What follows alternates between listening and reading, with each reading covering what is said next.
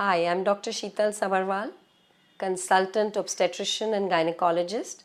You're watching me on Sify.com. Explanation of hydrobirth. Hydrobirth, also known as water birth, is a method of natural birthing. It involves the use of warm water at 37 degrees centigrade, which is body temperature, and birthing in a pool of this water. The advantages are clearly shortening of labor and of course reduction in pain. It involves the use of water to be a muscle relaxant, which thereby speeds up labor and eases the pain. It also has benefits for the baby, by which the baby comes from an environment of water into water, thereby reducing the shock of external stimulants, and it is known to be better for the mother and fetus in terms of bonding.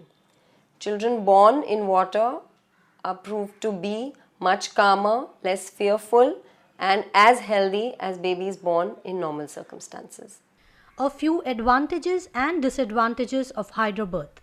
Advantages of hydrobirth are many, but the main ones to list are clear shortening of the second stage of labor, whereby a woman progresses from 3 centimeters to 10 centimeters, which is full dilatation, in anywhere between 3 to 5 hours. Any delays on this account could be due to other factors which may not be favorable for water delivery. The second most important advantage is the pain relief. In our experience, patients have experienced anywhere between 50 to 80% of pain relief without the use of any medication to do so. It is also known to be better for the baby in terms of mother and fetus bonding, in terms of initial shock and easy transition from water into water. There are no clear disadvantages of water birth.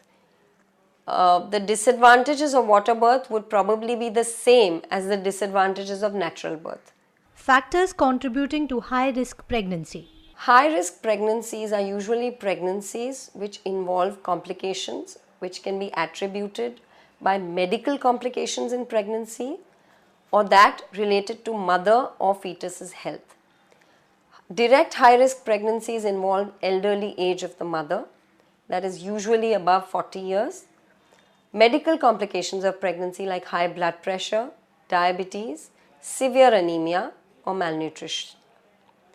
There could also be complications related to pregnancy like placenta previa, which is a low-lying placenta.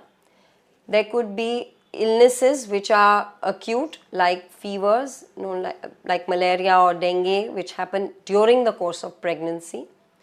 There could be hemoglobin disorders which lead to severe anemia and thereby growth issues in pregnancy. There are also fetal risks in pregnancy, which could be multiple pregnancies like twins, triplets, quadruplets. There could be growth restrictions of the fetus. There could be other issues relating to circulation towards the baby through the placenta, leading to a small baby. And of course, mother's illnesses like thyroid illness in pregnancy, etc. Treatment options available for infertility today. Infertility is a very common disorder today in gynecology, and there are various methods of treatment available. It all depends on the cause of infertility. The most basic treatments of infertility involve ovulation induction or hyperovulation, whereby more than one egg is produced with the use of medication orally or injectables. The second step would probably be intrauterine insemination or artificial insemination, which involves injecting the husband's semen or donor semen into the uterus to increase the chances of pregnancy. The third would of course be IVF, which is in vitro fertilization, and that is usually the one with the maximum success of anywhere between 35 to 50%, but it involves high degrees of stimulation. It involves minor surgical procedures like retrieving of the egg under anesthesia and then re-implantation of the embryo into the uterus. These are the main 3 treatments available today. IVF involves multiple subheadings in it, which is like ICSI, egg donation, embryo donation, etc. Your takeaway message on dealing with menopause and the right approach towards it. Menopause is a natural transient phase in every woman's life and must be treated as naturally as can be. A woman must understand that menopause is inevitable. It will happen.